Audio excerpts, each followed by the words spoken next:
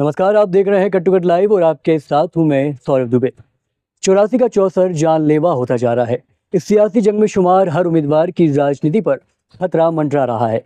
84 के मैदान में उपचुनावी रण में कांग्रेस, भाजपा और बीएपी की मौजूदगी ने इस लड़ाई को त्रिकोणीय शक्ल दे दी है, जहां पार्टी का एक एक नेता और कार्यकर्ता अपना हर एक कदम बेहद ही सावधानी और सोच समझ कर रख रहा है। अगर एक भी चूक हुई तो बहुत बड़ा सियासी सैलाब आएगा और अपने साथ 84 की जनता का जनमत बहा ले जाएगा।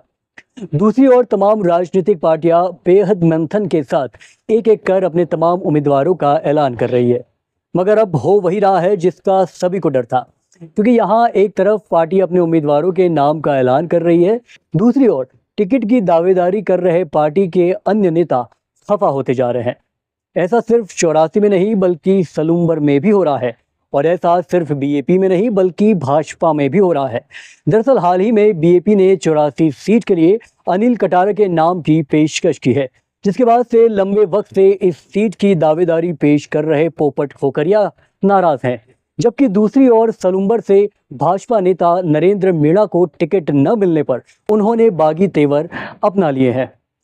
दोनों ही नेता नरेंद्र मीणा और पोपट खोकरिया अलग अलग पार्टी, अलग अलग विचारधारा से आते हैं, लेकिन अभी जो उन पर बीत रही है वह स्थिति बिल्कुल एक सी है। ऐसे में सवाल उठता है कि दोनों नेताओं का अगला मास्टर प्लान क्या है। ये समझने के लिए पहले जानते हैं कि क्यों दोनों नेताओं ने बगावत का रुख इख्तियार किया है। पहले बात बीएपी के पोपट खोकरिया की।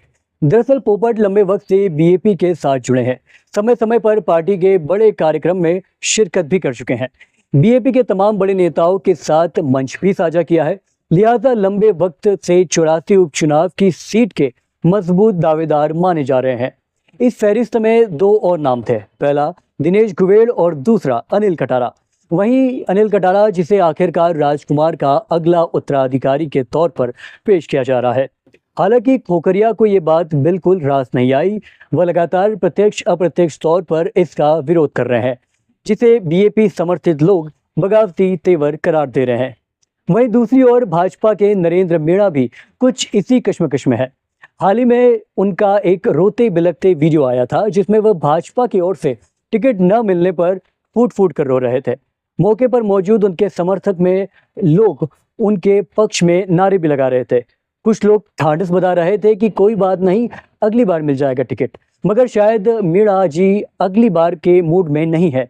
वह तो सारा हिसाब किताब अभी ही चुकता करना चाहते हैं, इसीलिए वह संभवतः बागी होकर निर्दलीय चुनाव लड़ सकते हैं, जिससे सलूम्बर की सियासत में भूचाल आना कंफर्म है। ऐसे में चलिए क्यों ना ये भी समझा जाए कि पोपट खोकरिया और नरेंद्र मीणा के इस बगावती तेवर से इन्हें फायदा होगा या बीजेपी बीएपी को नुकसान। तो असल में ये खेल दो तरफ का है। पहले बात अगर पोपट खोकरिया की करें तो पोपट के बागी होकर 84 के मैदान में निर्दलीय तौर पर उतरने से बीएपी को बड़ा नुकसान हो सकता है। लंबे वक्त से पोपट पार्टी से जुड़े हैं, कहीं ना कहीं उनका जन आधार मजबूत होते देखा गया है। टिकट न मिलने से खफा पोपट को समझाने पार्टी पदाधिकारी और नेताओं का समूह भी घर पहुंचा था, लिहाजा बीएपी वाले भी नहीं चाहते कि पोपट उनसे टूटकर कहीं और जाए। दूसरी ओर इसमें पोपट खोकरिया का नुकसान भी है। असल में पोपट की मूल पहचान बीएपी समर्थित आदिवासी से जुड़ी है। ऐसे में पार्टी के फैसले के खिलाफ किया गया कोई भी काम उनके जनाधार को कमजोर कर सकता है। अब बात करते हैं नरेंद्र मीणा की। मीणा जी यूं तो रोते बिलखते समर्थकों के बीच पहुंचे, मगर कुछ ही देर बाद उन्होंने निर्दलीय चुनाव लड़ने का ऐलान कर दिया। मसलन भाजपा का सिपाही अब तक भाजपा के खिलाफ ही सियासी रण में शरीक होने जा रहा है। इसका नुकसान कहीं ना कहीं भाजपा को हो सकता है, जबकि इसका मुनाफा बीएपी और कांग्रेस को सलूम्बर में मिल सकता है। क्यों? क्योंकि नरेंद्र मीणा भाजपा के लिए वोट कटवा साबित होंगे, यानी काफी संख्या में भाजपा को जाने वाले वोट नरेंद्र मीणा को मिलेंगे, जिससे भाजपा को वोट शेयर कम होगा और इसका लाभ बीएपी और कांग्रेस को मिलेगा। वहीं दूसरी ओर भाजपा से अलग होना नरेंद्र मीणा के लिए भी नुकसानदायक हो सकता है।